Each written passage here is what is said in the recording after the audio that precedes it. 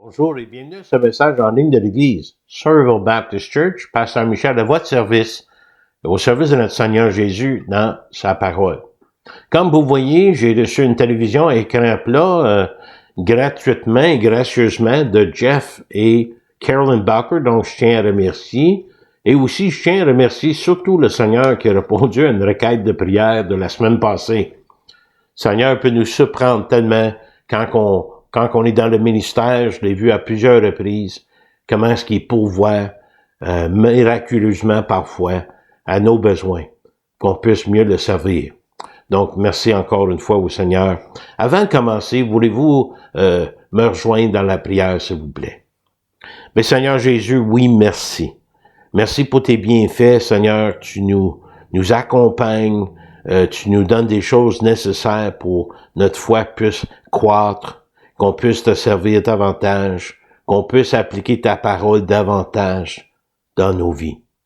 Seigneur, en venant à ta parole aujourd'hui par la puissance de ton Saint-Esprit, instruis-nous, aide-nous à appliquer, Seigneur, à comprendre ce que nous allons lire pour mieux te glorifier.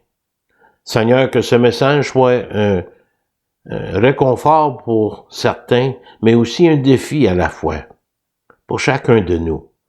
Nous voulons te glorifier davantage parce que tu en es digne. Merci au beau nom de Jésus-Christ. Amen. Une citation avant de commencer. Lire votre Bible est une chose, mais de l'étudier, c'est de la lire dans tout son contexte. Pas juste un verset, mais les versets qui précèdent et les versets qui suivent. Vous savez, parfois les gens prennent juste un verset, puis c'est pas dans son contexte, et ils en font un prétexte. Donc, ma prière, c'est que vous lisez toute la parole de Dieu et que vous cherchez ce que Dieu a à vous dire. Notre message aujourd'hui, le livre de Jacques, chapitre 1, nous verrons versets 1 à 11, comment vivre les épreuves. Vous savez comme moi, la vie a son lot d'épreuves, des épreuves générales de la vie. Mais est-ce qu'il y a des épreuves que nous vivons aussi à cause de notre foi?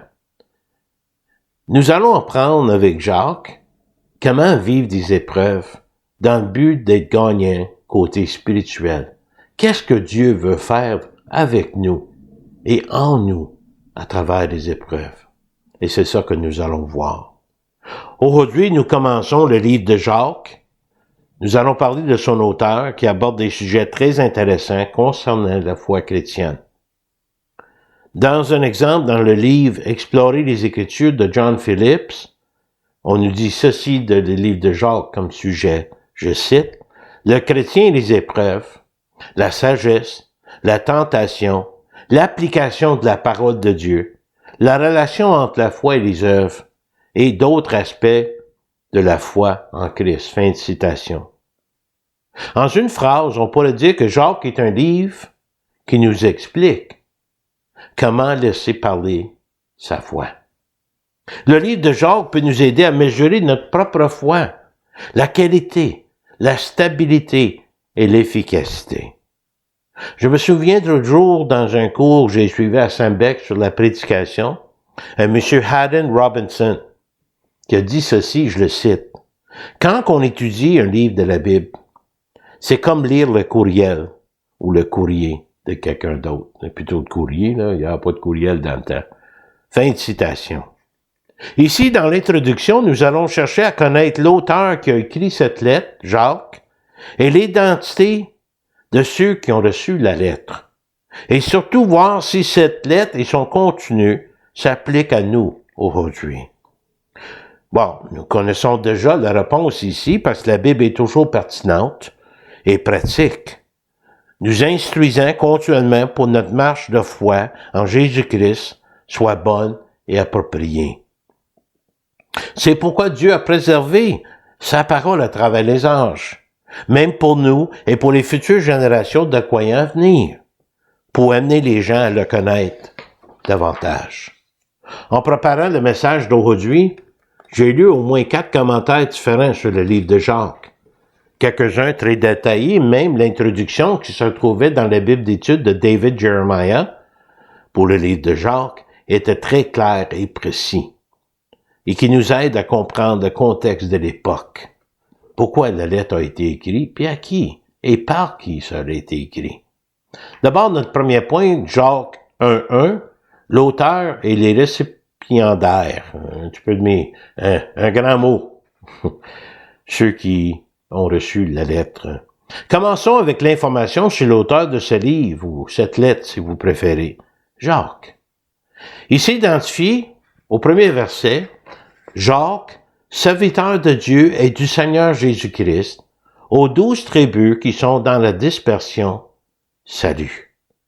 Voyons comment il s'identifie, très similaire à l'apôtre Paul, comme serviteur de Dieu et du Seigneur Jésus, mais il parle ici d'être un esclave volontaire et dévoué, égal à un service de toute une vie, comme Paul, serviteur, esclave de Dieu.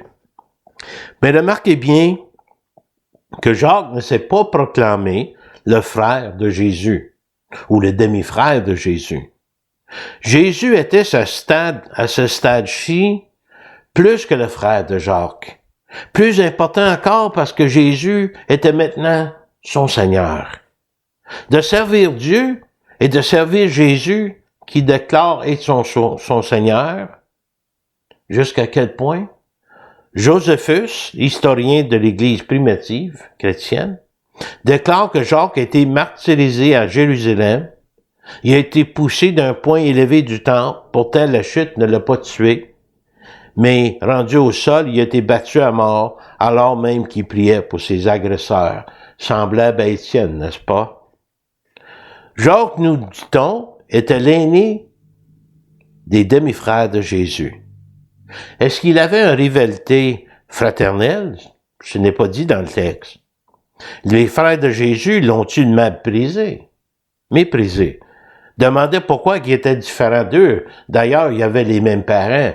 Mais nous savons que le Père de Jésus, c'est Dieu de l'univers. C'est l'Éternel, conçu par le Saint-Esprit. Pas tout à fait le même Père. Et quand Jésus a annoncé ou prétendu d'être le Messie, est-ce qu'ils ont cru? On va aller voir un texte dans Jean 7. Ici, c'était le temps des fêtes des tabernacles, au moment où les Juifs de Judée voulaient tuer Jésus. Mais ses frères lui disaient, en se moquant de lui, d'y aller en Judée pour se montrer, même pour se donner un spectacle. Et ses frères lui dirent, pars d'ici et va en Judée, afin que tes disciples voient aussi les œuvres que tu fais. Personne n'agit en secret lorsqu'il désire paraître. Et si tu fais ces choses, montre-toi toi-même au monde. Tu veux passer pour le meilleur, pour le premier, fais-le donc publiquement en Judée. Mais pourquoi qu'ils ont parlé ainsi? Verset 5, car ses frères non plus ne croyaient pas en lui. C'est en moquant de Jésus. Dans l'histoire, Jésus finit pour aller en Judée, mais secrètement, puis il finit par l'enseigner dans le temple, mais personne ne pouvait le saisir parce que son temps n'était pas encore venu. Mais nous savons qu'à un moment donné, Jacques, autrefois non-croyant, finirait par croire et se convertir à la foi en Christ. Sa lettre reflète sa propre expérience, lui qui est maintenant serviteur de Dieu et de Christ. L'effet d'avoir découvert une nouvelle vie, le sens de la vie en Christ, en Jésus, qui était maintenant son Seigneur. Désireux de marcher avec Jésus et de pratiquer la vocation reçue en Christ. On nous dit que Jésus, après sa résurrection, est apparu à Jacques, avant même qu'il n'apparaisse aux apôtres. Est-ce que le facteur déterminant ou le moment de sa conversion, ça ne nous le dit pas. Mais Jésus avait déjà quelque chose de prévu pour Jacques, comme pour chacun de nous. 1 Corinthiens 15:6. Ensuite, Jésus, est apparu à plus de 500 frères à la fois, dont la plupart sont encore vivants, et dont quelques-uns sont morts. Lorsque Paul a écrit à l'église de Corinthe, certains de ces 500 témoins étaient déjà morts, mais la majorité, par contre, est encore en vie. De fait important, Jacques, le demi-frère de Jésus, n'était pas un des 12, mais il a été consigné pour être un dirigeant dans l'église de Jérusalem parmi les anciens. Il va juste pas oublier le verset 7-8. Ensuite, après les 500, Jésus est apparu à Jacques, puis à tous les apôtres. Après eux tous, il m'est apparu, moi, Paul. Il m'est aussi apparu à moi comme à l'avorton, un des derniers à voir Jésus de la révélation de Christ. Jacques serait aussi plus tard dans l'histoire un contact important pour Paul à Jérusalem. Galates 1, 18-19. 3 ans plus tard, Paul, monta à Jérusalem pour faire la connaissance de Céphas, donc Pierre, et je demeurai 15 jours chez lui. Mais je ne vis aucun autre des apôtres, si ce n'est que Jacques, le frère du Seigneur. Plus tard, comme Paul prêchait déjà aux gentils, aux païens, le ministère de Paul est donc confirmé auprès des païens par des responsables de l'Église à Jérusalem et Jacques qui s'y trouve parmi le groupe.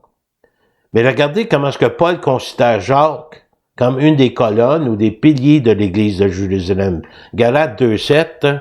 Au contraire, voyant que l'Évangile m'a été confié à Paul pour les incirconcis, comme à Pierre pour les circoncis, et ayant reconnu la grâce qui m'avait été accordée, Jacques, Céphas, Pierre et Jean, qui sont regardés comme des colonnes, me donnèrent à moi et à Barnabas la main d'association, afin que nous allissions, nous vers les païens et eux vers les circoncis.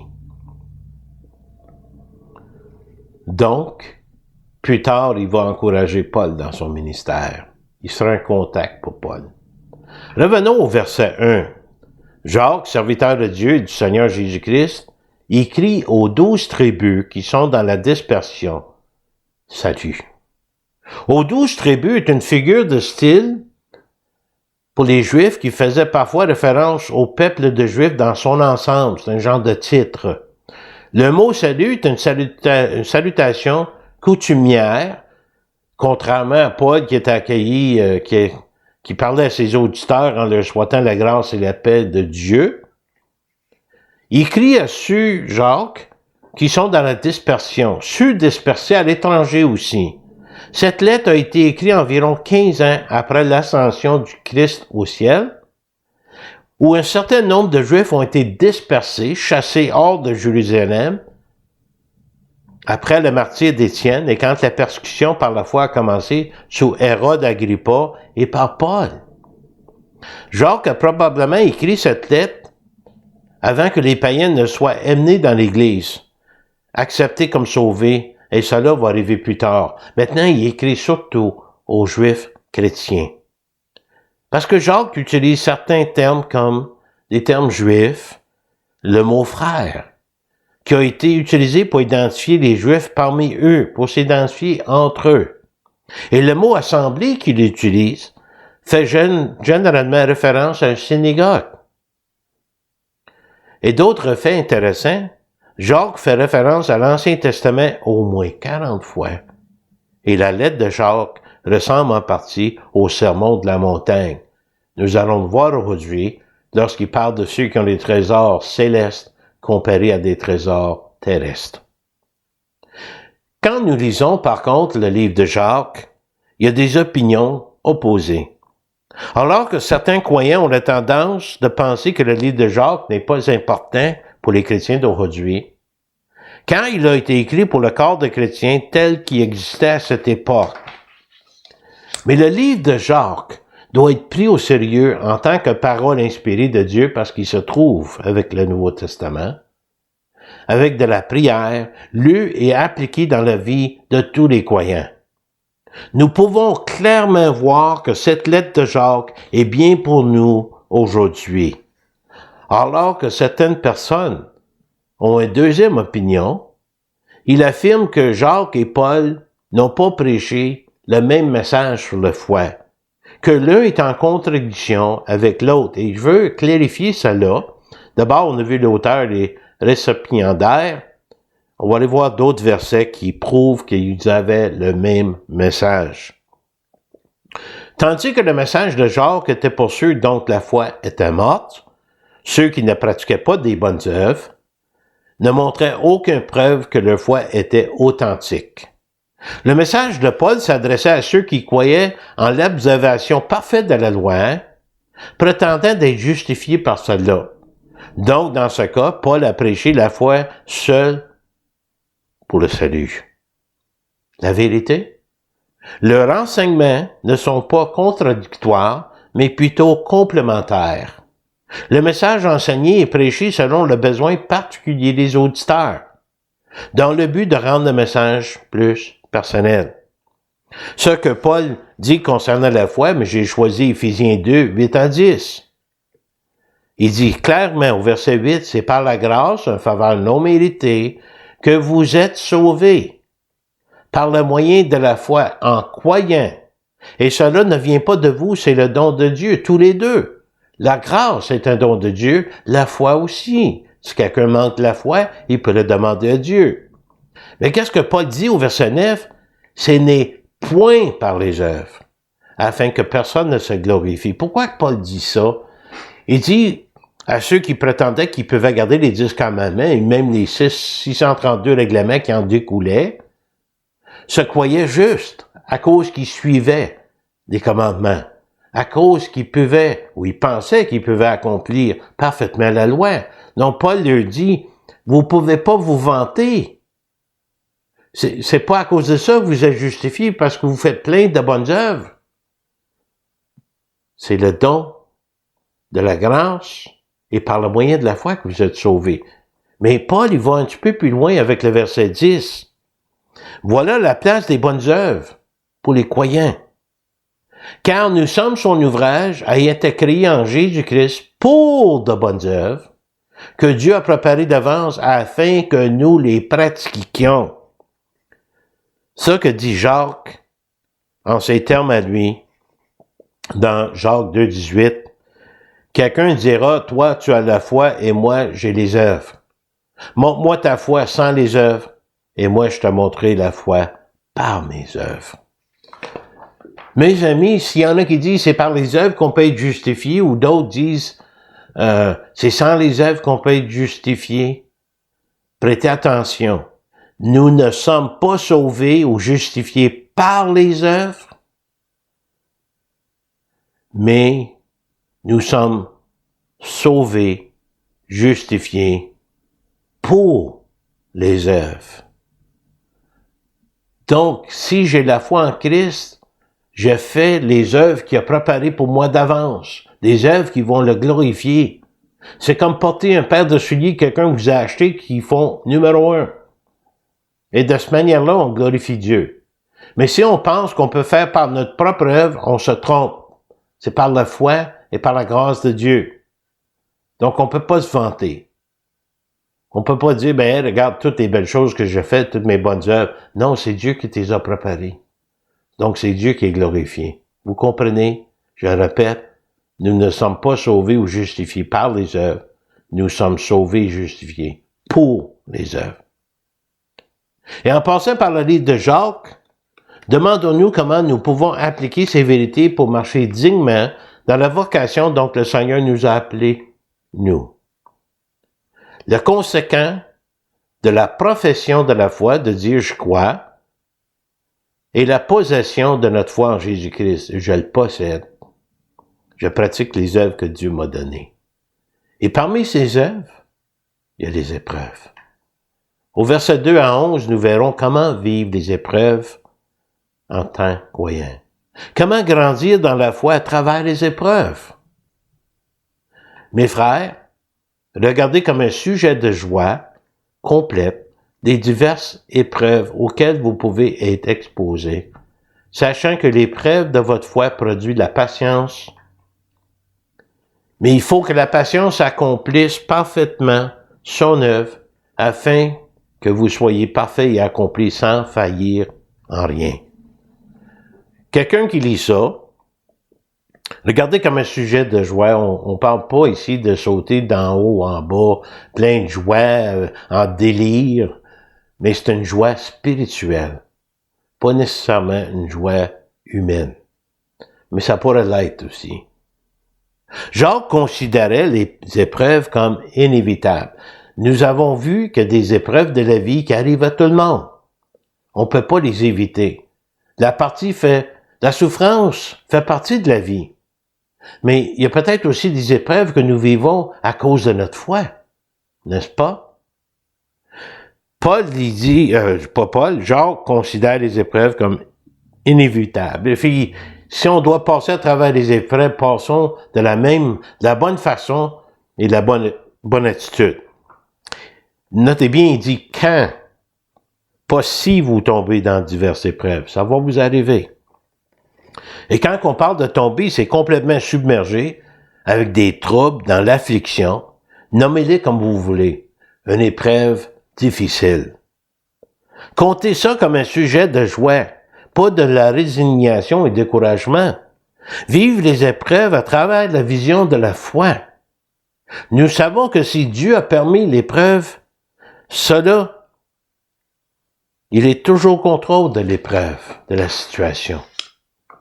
Le mot grec se trouvait dans l'épreuve communique de rester, de demeurer. Exemple, comme quelqu'un qui est sous une lourde charge, qui choisit d'y rester là au lieu d'essayer de s'en sortir en réglant le problème soi-même. C'est un engagement d'endurer une épreuve dans le but de trouver ce que Dieu veut faire à travers l'épreuve. Pour les croyants, au lieu de voir les aspects négatifs d'une épreuve, ou des épreuves, ou une épreuve, c'est de chercher de connaître le côté spirituel. Quels sont les possibles avantages qui viennent avec cette épreuve? Est-ce possible de trouver le dessein de Dieu à travers de tout cela? Oui. Les avantages, comment ça? Les épreuves devraient normalement nous amener à genoux dans la prière, devant Dieu, nous aider dans notre endurance durant l'épreuve. Dieu peut nous donner les forces à le supporter, nous amène à nous confier complètement et dépendre complètement du Seigneur, qui à son tour devrait renforcer notre foi. Les épreuves peuvent aussi nous aider à anticiper l'intervention de Dieu. Quand tu passes un moment difficile, tu pries Dieu puis il te délivre d'un coup, d'une façon inattendue, une façon miraculeuse qui t'en sort.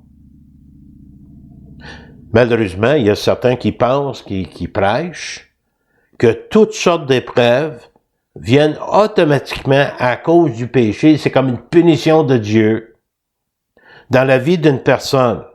Mais Jacques ne parle pas de châtiment ici. Si Jacques parlerait de châtiment, ce serait pour corriger le croyant. Mais ici, nous pouvons voir que les épreuves sont permises de Dieu afin de perfectionner le croyant et en même temps attirer à lui l'incroyant. Le but des épreuves de la vie, c'est que les gens se tournent vers Dieu pour les non-croyants, mais automatiquement, le réflexe pour nous, c'est déjà on est tourné vers Dieu.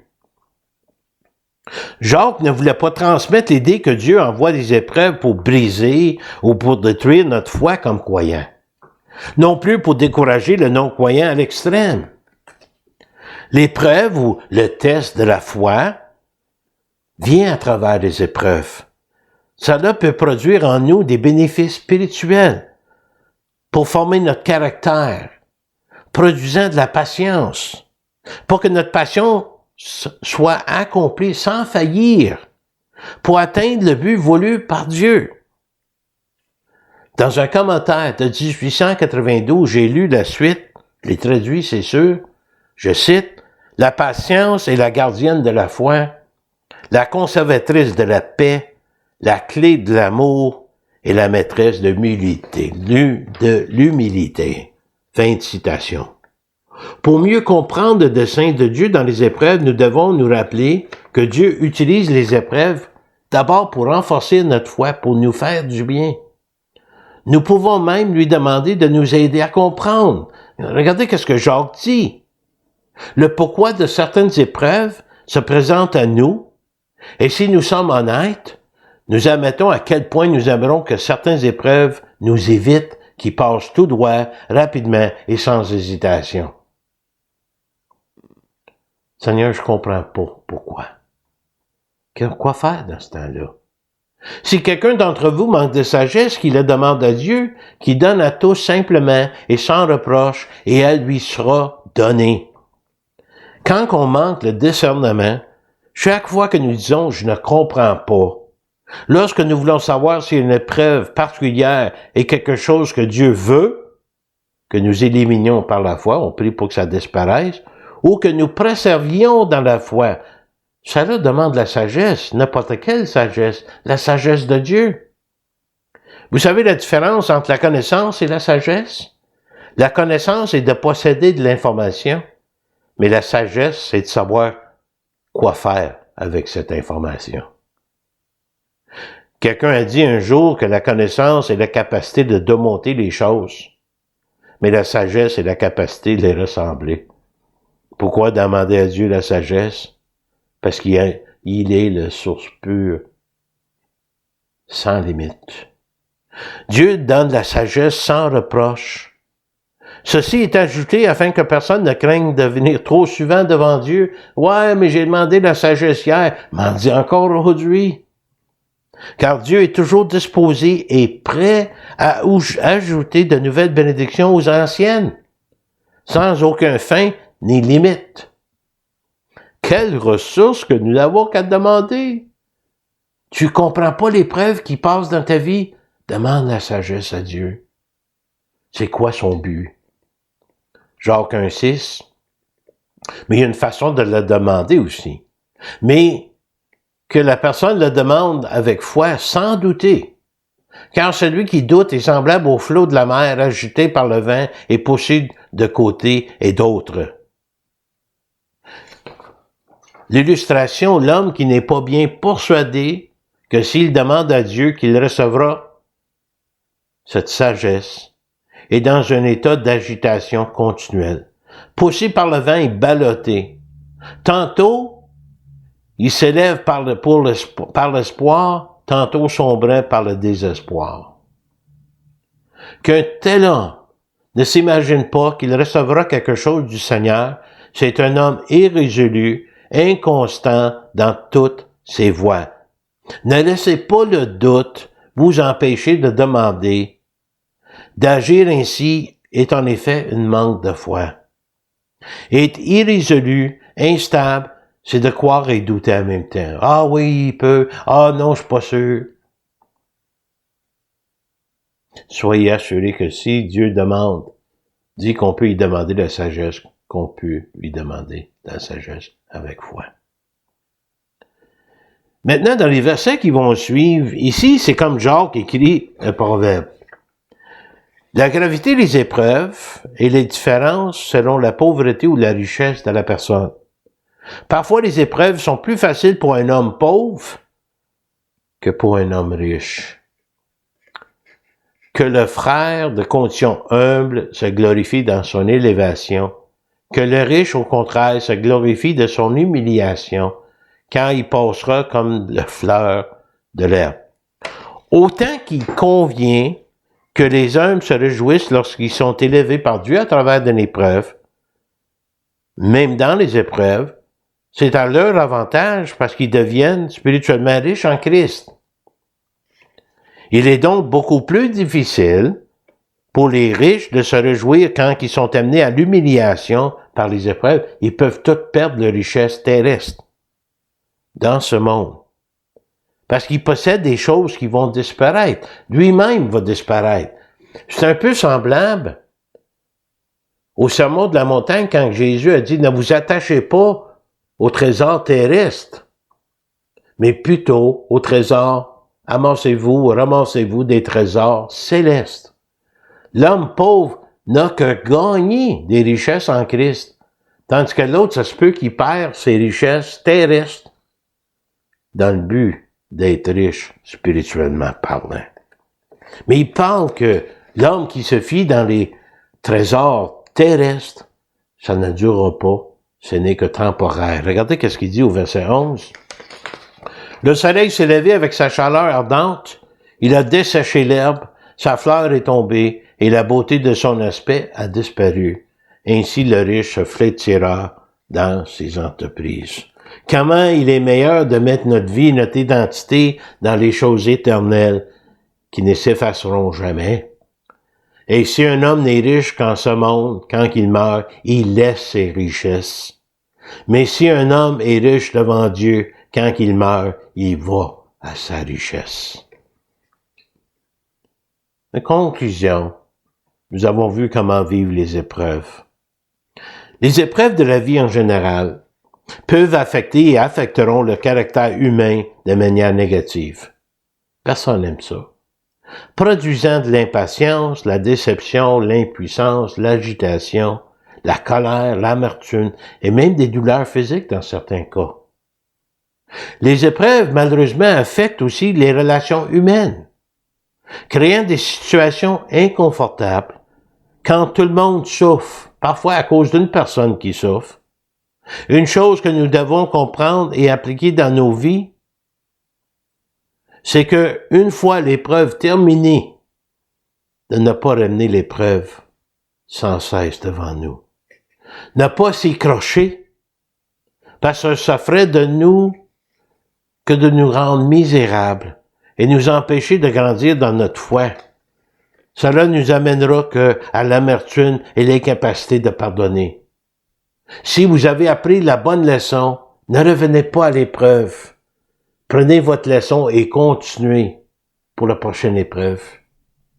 Vous savez, un chrétien peut être misérable aussi. Et s'ils n'ont rien appris dans l'épreuve que Dieu a voulu leur faire passer pour fortifier leur foi, mais ça fait le contraire. Le temps dans l'épreuve va persister. Apprenez les leçons que Dieu veut vous donner et sortez-en pour mieux faire face à une autre épreuve.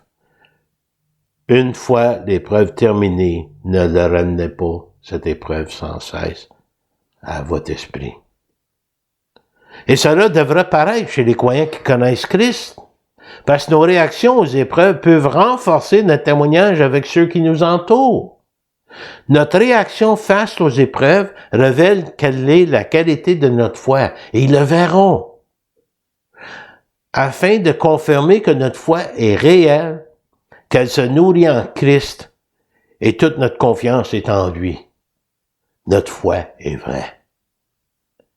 La patience dans les épreuves peut même produire l'unité dans une cellule familiale, où on se rassemble pour faire face aux épreuves de la vie. Ça peut nous amener proches. Mais ça peut aussi produire l'unité dans une église avec les autres croyants. Encore dans le commentaire de 1892, cela nous a dit que la patience rendue parfaite, qui a fait son œuvre, gouverne la chair, fortifie l'esprit, adoucit le tempérament, étouffe la colère, contrôle la langue, endure les persécutions, est rendue à l'extrême. La patience peut nous préparer même à mourir comme martyrs. Wow! Est-ce que c'est ça que Paul a découvert lorsqu'il a écrit à propos de cela dans Philippiens 4, deuxième partie du verset, je cite, « Car j'ai appris à être content dans l'état où je me trouve. » En paraphrase, quelles que soient les circonstances, épreuve, pas d'épreuve, je me confie en Christ. Nous pouvons être tentés de prier que certaines épreuves nous soient enlevées, de demander à Dieu de nous soulager de cela. Mais demandons-lui d'abord pourquoi l'épreuve est là. Comment vivre les épreuves? Les épreuves de la vie, pour nous tous comme croyants, où Dieu se révèle davantage à nous. Trois choses que nous pouvons voir. Les soins paternels de Dieu. Deuxièmement, la lumière directrice des Écritures. Et troisièmement, le renforcement de notre foi à travers les épreuves. Dieu va travailler notre caractère, notre patience. Pourquoi? Préparons-nous à être persécutés, les amis. On s'en vient vers la fin des temps, si on n'est pas déjà rendu. C'est facile au Québec, au Canada, de pratiquer sa foi jusqu'à maintenant. Mais un coup que l'épreuve nous arrive, ou ce que pratiquer sa foi sera même dangereux pour la vie. Pourquoi c'est important aujourd'hui? C'est pertinent pour aujourd'hui? À cause de ce qui s'en vient. Puis écoutez bien ceci. Le diable ne laissera pas tranquille ceux qui travaillent contre son royaume. Ici-bas, fin de citation. La semaine prochaine, Jacques va nous parler de la réalité de la tentation. Mais pour terminer, notre foi se fortifie lorsque nous entendons, lorsque nous comprenons et nous faisons confiance à la parole de Dieu. Lorsque nous lisons le livre de Jacques, cela nous aide en tant que croyants de savoir et de comment discerner Dieu qui fait son œuvre en nous dans les moments les plus difficiles de notre vie et dans les bons moments aussi. Comprendre le plan de Dieu à travers de toutes les épreuves auxquelles nous pouvons être confrontés et nous allons être confrontés. Quoi que la vie nous réserve, c'est de savoir que Dieu est avec nous. Romains 8, 37 à 39. Dans toutes ces choses, si vous voulez les nommer épreuves, nous sommes plus que vainqueurs par celui qui nous a aimés, Jésus-Christ, le Père céleste. Car j'ai l'assurance, dit Paul, que ni la mort, ni la vie, ni les anges, ni les dominations, ni les choses présentes, ni des choses à venir, ni les puissances, ni la hauteur, ni la profondeur, ni aucune autre créature compris le diable, ne pourrait nous séparer de l'amour de Dieu manifesté en Jésus-Christ notre Seigneur. Amen. Passer à travers les épreuves, comment vivre à travers les épreuves, d'y aller avec Jésus et savoir qu'il nous accompagne. Voulez-vous me joindre dans la prière à ce moment ici, s'il vous plaît? Seigneur, quel encouragement! Et Jacques, il parle de l'expérience que lui-même a vécue. Lui qui ne croyait pas en Jésus comme Messie, l'a découvert comme Seigneur. Et maintenant, il est au service de Jésus. Il est mort en service. Ô Seigneur, s'il y a quelqu'un qui écoute, qui n'a jamais accepté Jésus comme Sauveur et Seigneur, par la puissance de ton Saint-Esprit, puisses-tu leur montrer leurs besoins. Seigneur, il y a toujours le choix de passer à travers les épreuves de la vie sans Dieu ou avec Dieu. Si quelqu'un a Jésus comme Seigneur et Sauveur, ils ont choisi de passer à travers de cette vie avec Jésus pour ensuite profiter de la vie à venir, la vie éternelle en lui. Seigneur, puisses-tu bénir ceux qui sont à l'écoute. Encourage-nous. Nous défier, Seigneur, aussi, lorsque nous allons faire face à notre prochaine épreuve, pour mieux te glorifier. C'est au nom de Jésus, nous demandons ces choses. Amen. Vous pouvez me contacter ici à l'église Somerville Baptist Church. Vous avez des questions, commentaires, des réponses, des critiques, n'importe quoi. Vous voulez juste jaser avec moi, ça me ferait plaisir de vous répondre. Mon téléphone, c'est le 819-889-2819. 819-889-2819. Mon courriel en lettres minuscules, MIHOULE, @netrevolution.com, MIHOULE, @netrevolution.com. En attendant, je tiens à vous remercier pour votre écoute fidèle. Vous allez voir sur le site de YouTube d'autres messages du passé qui ont été rajoutés pour que vous puissiez les écouter. Et juste en attendant, j'aimerais prier que le Seigneur vous bénisse, qu'il vous garde et qu'on se revoie un autre tantôt à la prochaine fois.